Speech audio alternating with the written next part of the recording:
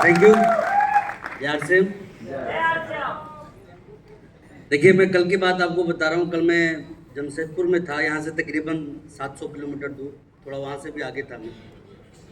यहाँ आने की बातचीत चल रही थी और मैं थोड़ा परेशान था कि मैं अकेला कैसे ड्राइव करके वहाँ से यहाँ तक पहुँचूँगा। कहते कि लाइफ पार्टनर जब स्ट्रांग हो ना तो सब चीज़ संभव है। इन्होंने कहा कि मुझे प्रियंका मैम से मिलना ही मिलना है और आप चलिए, जब तक आप ड्राइव करेंगे तब तक हम आपसे बात करते रहेंगे। तो फिर नॉन स्टॉप 12 घंटे की ड्राइव करके हम लोग यहाँ पे पहुंचे हैं। और पहुंचने के पीछे एक सबसे बड़ा कारण है जो मैं आपको बता देना चाहता हूँ। देखिए, मैंने शुरू से जीवन में एक चीज सीखा है, अपॉर्चुनिटी को पकड़ना। और आप में से भी कोई व्यक्ति यदि इस काम को करना शुरू करे तो मुझे लगता है कि कामयाबी तक पहुंचने में बहुत ज़्यादा समय उनको नहीं लगना है। ये हम लोगों के लिए गौरव की बात है, सौभाग्य की बात है कि आज टीसी सर की अंश प्रियंका मैम हम लोगों के बीच में हैं। और सबसे बड़ी बात है कि वो यहाँ हो और हम ना हो, ऐसा कैसे हो सकता है। तो आज तो सबसे पहले मैं उनका स्वागत, आभार और अभिनंदन, ये तीनों ही चीज़ें करना चाहूँगा आप सभी लोगों के परिवार का मुखिया होने के नाते। उन्होंने हम सभी को गौरवान्वित किया है यहाँ पे पहुँच के।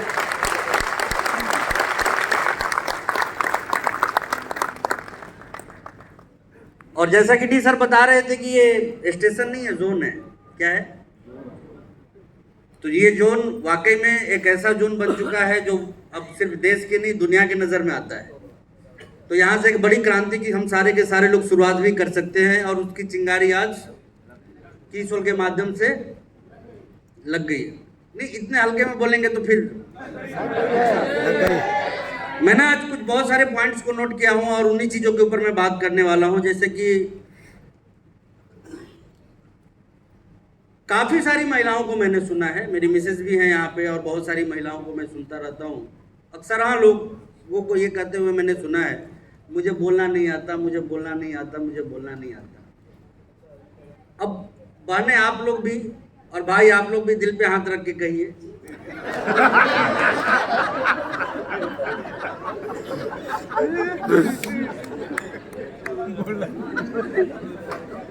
अच्छे अच्छे बोलने वालों की बोलती जो बंद करे। वो यदि ये बोले कि बोलना नहीं आता है तो ये बात थोड़ी गले से नीचे नहीं उतरती। मैंने ये बात क्यों मैं बोल रहा हूँ, क्योंकि मैम ने एक बड़ी अच्छी बात, एक सवाल पूछा था हम सभी लोगों से जब वो इस चीज़ को कवर कर रही थी कि महिलाओं को चारदीवारी के पीछे रखा जाता है। और यस और नो का रिप्लाई जब उन्होंने पूछा तो बड़ी हल्की आवाज़ आई थी। आई थिंक उन्होंने पूछा था कि क्या महिलाएं घर की चारदीवारी के अंदर के लिए बनी हुई हैं, तो और हमारे यहाँ क्या ऐसी मान्यता है या धारणा है। देखिए, यदि हम खुद ही अपने आप को अंडर एस्टिमेट करें ना तो दुनिया की कोई ताकत हमें आगे नहीं बढ़ा सकती।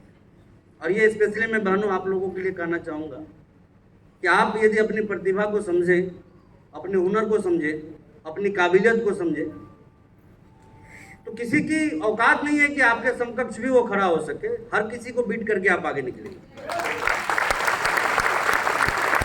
और ये मैं क्यों बोल रहा हूँ, इसके पीछे भी एक कारण है। एक महिला जब मातृत्व के रोल को निभा रही होती है, जरा सोचिए ना, एक छोटे से बच्चे को पाल पोस के बड़ा कर देना और कामयाब कर देना या कामयाब बना देना, सबसे बड़ा रोल किसका होता है? तो एक मातृशक्ति जब दूसरों को कामयाब बना सकती है तो खुद को क्यों नहीं कामयाब बना सकती?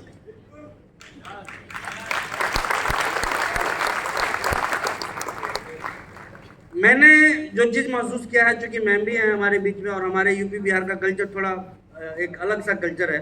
हिंदुस्तान के कोने कोने में मैं जब जाता हूँ काम करने, मीटिंगें सेमिनार जब ले रहा होता हूँ, तो वहाँ देखने को एक चीज़ मिलती है कि महिलाओं की भागीदारी वहाँ बहुत ज़्यादा है। हम लोग आपस में बात भी करते हैं, कभी मंजीत सर से, कभी डी सर से, कि जब हम कभी आसाम जोन में जाते हैं, जब कभी हम महाराष्ट्र जोन में जाते हैं या किसी इवन के नज़दीक में झारखंड में भी हम चले जाते हैं, तो हम महिलाओं की भागीदारी काफ़ी अच्छी दिखाई देती है। बट हमारे यहाँ ये मानते हैं, नहीं मानते आप? यस।